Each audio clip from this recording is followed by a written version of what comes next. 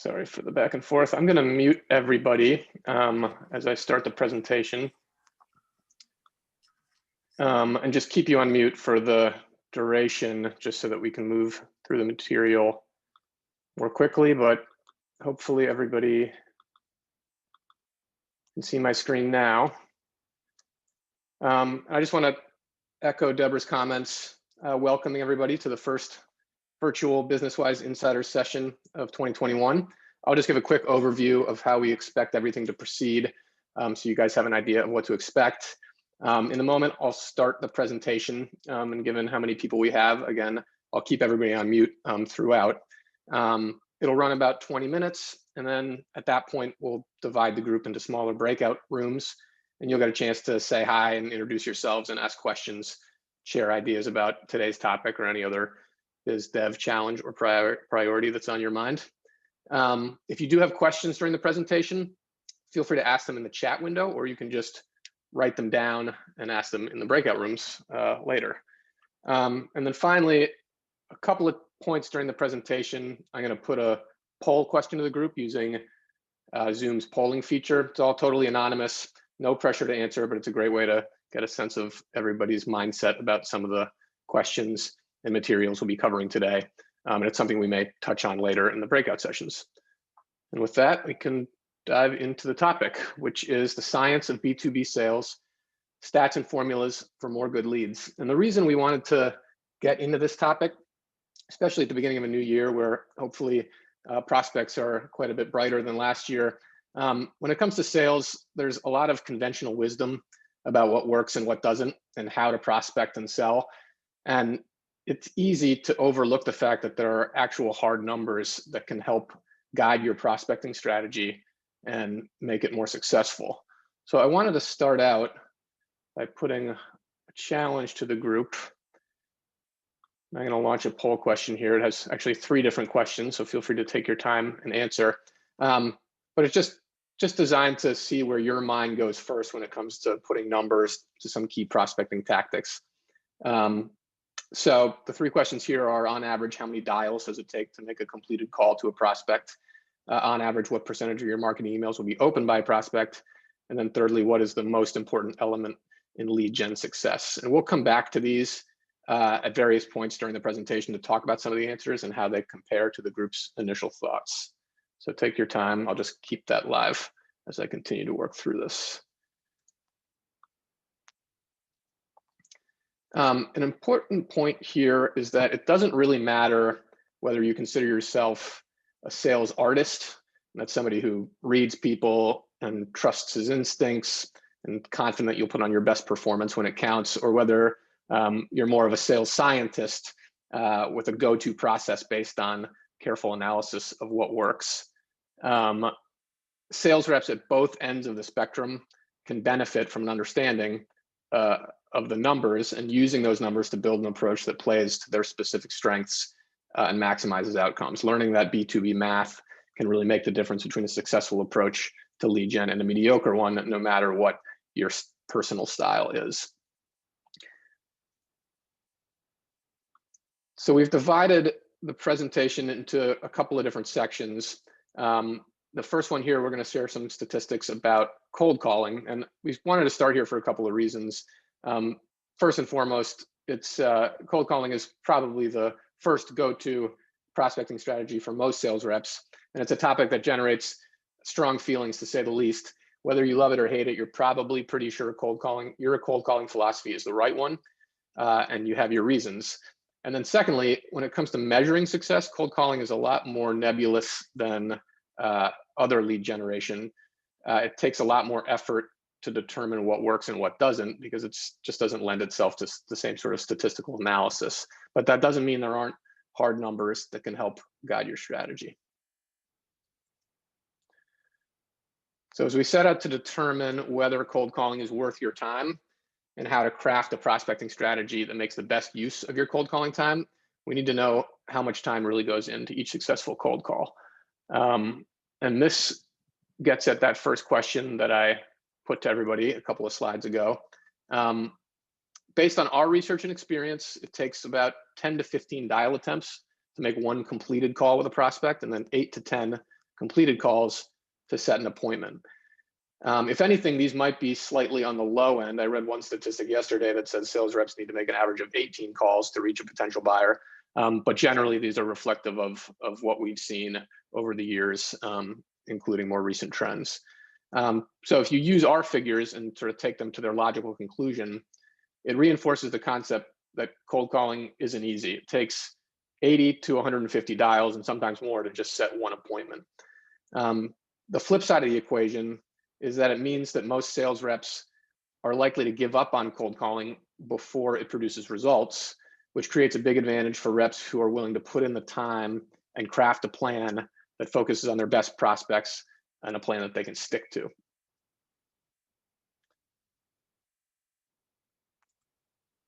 So our next stat brings us to the question of how do you ensure your cold calling strategy, given that it takes a lot of time and effort, is focused on the right prospects, because that's really the only way to ensure that it is worth your time. And our statistic here is that sales reps spend up to 40% of their cold calling time looking for someone to call. And when you think about that in combination with the previous statistic, it's pretty staggering. With so many dials required to complete a call, every second of your cold calling time is really precious. And some reps are spending as much as 40% of that time not making dials at all, and instead researching people to call in the first place. The corollary is that when you start off with a list of your top prospects, you can spend the majority of your cold call time actually making calls. And over time, you'll set a lot more appointments than if you're constantly in that search mode. And then our final cold calling statistic brings us full circle and helps answer the question, does cold calling actually still work? And this is a stat that we just recently came across. I think it's from last month, December of 2019. 82% of buyers have taken a meeting after conversations that started with a cold call. So the next time you hear somebody in sales talking about how much they hate cold calling or how much they hate receiving cold calls, you can remember that in practice, it does still work. It's still far more common than not to find decision makers that have had conversations that result from cold calls. And part of the reason for that is that there's a big difference between cold calling in the abstract, which most people consider to be negative, and then cold calling in practice, where sales reps who are persistent and who speak to their prospects' challenges and priorities can create real opportunities for constructive engagement. And at this point, I have a couple of other just sort of bonus cold calling stats I want to run through, but before I do that, I just wanted to invite our president, Deborah, to weigh in on any of the material I just covered. Thanks, Sam. So I just like to remind people that doing research and analysis and organizing and getting your head straight, all of those things do not include cold calling. So we can spend all sorts of time on other things than actually making the dials. So I encourage everybody to do all of that preparation stuff, but not include that in their cold calling time that I hope they plan on their calendars. I'd like to tell everybody that cold calling doesn't work, so give it up, but it does. And I'm just looking at the results from the poll. Looks like most people landed in the 4 to 7 range for a completed call with a prospect, and 25% in the 8 to 10 range. So that's pretty close to what we had. And then just, excuse me, a couple other quick bonus stats about cold calling. 60–80% of calls go to voicemail, and only 10% of those voicemails are returned. And that's not surprising, that 60–80% figure when you assume that 8 to 10 dials to get a completed call. Average sales rep gives up after the second attempt. And then sales reps leave an average of 70 voicemails per day. Again, not surprising given the stats we just covered, but it really emphasizes how important it is these days to have a strong voicemail strategy. With the right voicemail strategy, those missed opportunities, the dials that didn't reach a completed call, you can turn those into opportunities and appointments and bolster whatever results you do get from the completed call. And just touching on that, and we've covered this in other presentations, and we'll cover it when we talk about our cold calling scripts at a future session. But one of the messages we use, just an example of a thought out cold calling strategy, is called the Boomerang message. And you can read it on the screen, but basically it's a strategy where you mention a competitor company of your prospect who is your client. And what that does is it sort of raises your prospect's antenna and encourages them to call back, because it sort of piques their interest about what it is about their competitor that you might have information about. And of course, what you're going to do is talk about some of the common priorities and challenges that people face in that business and how you've helped address them. So moving on to the next section, we're going to cover some stats about email prospecting. And before I dive into this section, I want to encourage you to think about cold calling stats and email prospecting stats not as two separate sets of information about two distinct prospecting methods, but instead to think about what the stats about cold calling say about the relative merits of email prospecting and vice versa, because they really do, more than anything, they're powerful when they help you devise a biz dev strategy that uses both in the proper proportions. All of this is about finding the right mix of prospecting methods and how precisely to use those methods in concert with each other to achieve the best results. So our first stat, sort of a corollary to the first cold call stat we covered about dial attempts required for completed calls and appointments.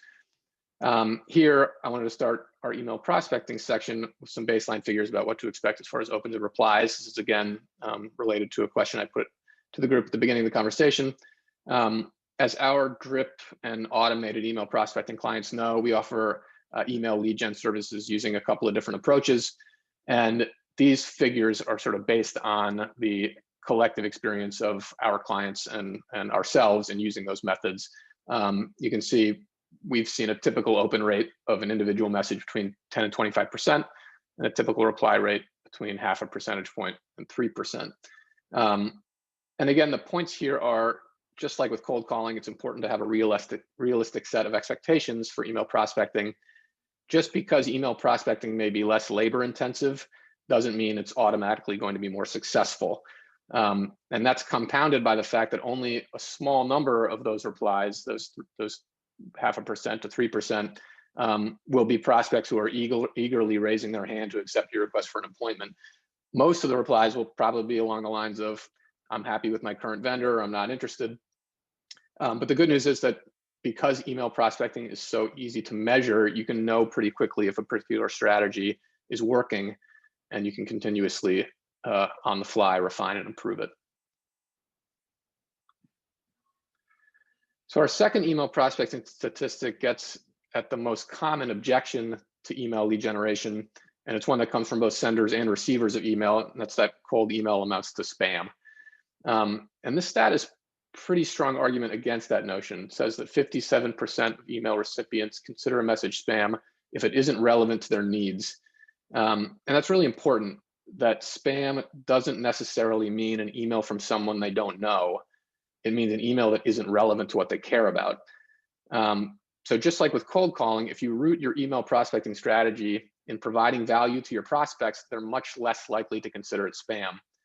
And then building on that previous statistic where we set expectations about what kinds of responses you might get, value and relevance in email prospecting often comes down to demonstrating what the prospect gets from an appointment, even if they never become a client. You're at a very challenging early point in this process where you're reaching out to prospects who might not even know they have a problem. You're somebody they don't know your business, and you're trying to convince them to take that next step. So the value of setting that appointment rather than the value of doing business with you is what will turn that not interested response into a conversation and ultimately into a meeting. And then the final stat here is an eye opener, obviously, and it's one that you may have read before. It's cited in several blog posts and articles about the relative merits of email marketing prospecting. And that's that every $1 spent on email marketing, the average return on investment is over $44. And hopefully this is obvious, but it comes with a huge caveat, and not all email marketing generates a high ROI. This is an average that cuts across many industries and methods. To be successful, emails need to target the right audience, speak to prospects' challenges and priorities, as I just mentioned, and be consistent. But the fact remains that when done correctly, email prospecting can pay for itself many times over. And there are plenty of reasons that could be true, including the obvious one that we've listed here about how the time investment is low and the potential reward is high. But another big reason, and it's one that I mentioned at the beginning of the section, is that email prospecting, particularly when it's automated, can enable you to create a multi-pronged prospecting strategy where you allocate your cold calling time to your highest value prospects and still make the number of dial attempts you need to reach, engage, and set appointments with them. So when you use email prospecting in combination with cold calling and find that right mix, then you maximize the ROI and efficiency and effectiveness of both approaches. You can then use email prospecting to target all the rest of your prospects and generate a steady stream of warm leads to your inbox. And again, the point is your ROI isn't always about the leads you're generating via email itself, but the overall positive impact it has on your business development strategy. Deb, did you have anything you wanted to add? So we're seeing a big change in email, in the results of email, when you're actually trying to get an appointment versus just getting somebody to believe something. So when you're sending a newsletter or just general marketing, you're trying to get somebody to think differently about your product or service or brand. When you're actually asking for an appointment, that's a very different process. And we believe that that is a much better way to gain the results from a sales perspective than simply a marketing perspective. Both have relevance, but if your goal is to get in front of your prospect, whether it's in person someday again, or certainly over a Zoom call, we definitely encourage you to use a more sales approach for automated email prospecting than just a marketing approach to get somebody to think differently about you and your story. Right, and I think another important point is, so looking at the group's responses to that question about what percentage of your emails would be opened by a prospect, 2/3 of the group said 0 to 10%, and 5-8 years ago, that was probably true.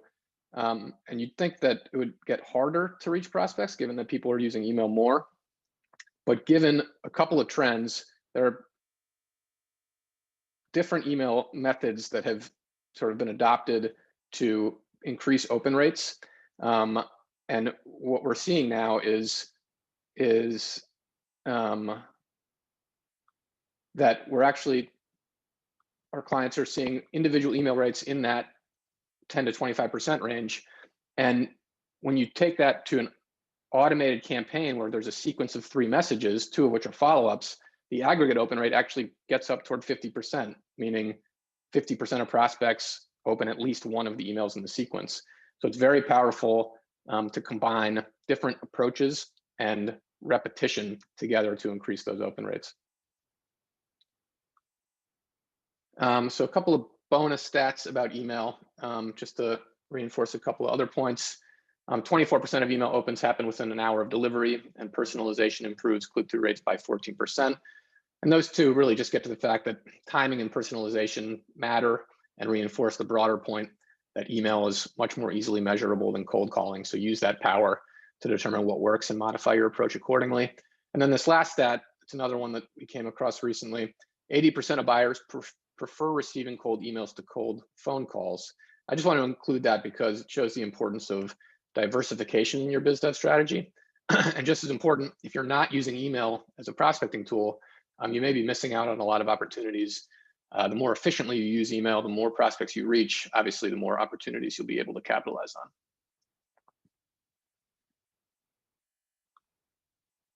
So before we get into the last section, I'm just going to put one more poll question to the group and you can take your time answering it. So this final section, we're going to turn away from statistics and toward a few general formulas that we like to use and help our clients generate more and better leads. These aren't necessarily scientific, hard and fast rules, but they're more frameworks that can help you ensure your focus is in the right place. So the first is the 40-40-20 rule, and this actually gets at the third question I asked at the beginning of the presentation: list, offer, and everything else.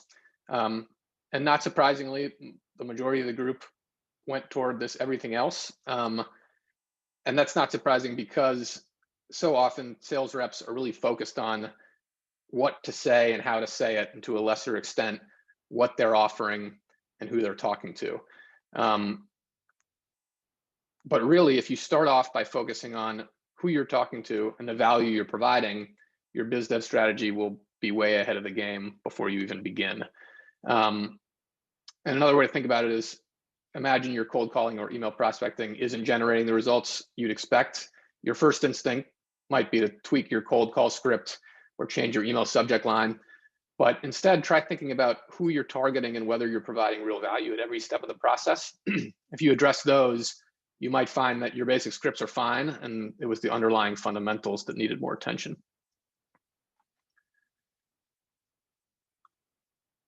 The next statistic or formula, that is the 70-30 rule of prospect engagement. This one's pretty simple, but it's really important, especially when it comes to offering value to your prospect. And that is, when engaged with a prospect, spend at least 70% of your time listening and no more than 30% of your time talking. That's because, as I've mentioned a couple of times, successful sales isn't about your prospect, it's about your prospect's priorities. And getting your prospect talking and then listening to what they say is a great, easy tool to focus on what they care about. And then when you do talk, be direct, ask questions, and sort of turn the focus back to what your prospect has already said. And then finally, we like to remind ourselves about the 80-20 rule. It's also known as the Pareto principle, and sort of a general principle that holds that 20% of your emails or other assets and resources are responsible for 80% of your success.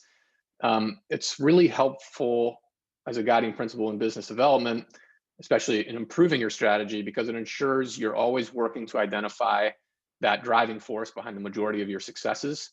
For example, with email prospecting, finding the email or emails that generated the most leads, and then working to replicate those successes across your entire email strategy. And the principle will continue to hold true, that it will always be about 20% of what you're doing is generating 80% of your success. Is true for your customer base and everything else, but constantly moving in that direction will improve your overall strategy pretty dramatically. Deb, anything you wanted to add as final thoughts before we went into the breakout sessions? Well, I said at the very beginning that I want to focus on the good stuff, and this is kind of how we ended up. I think it's really important to think about the successes that you have, remembering to ask your clients why they agreed to meet with you that first time, and continue to ask yourself, why should my prospect, who doesn't know me and doesn't know all the things we have to offer, why should they give up their time to meet with me? It doesn't matter that I really believe that we have something worthwhile to offer. It's really important to think about, what is it that would help my prospects? What insights do I have that I know that they don't know, that will help them in their business, whether or not we ever do business together? So remember to focus on the good stuff.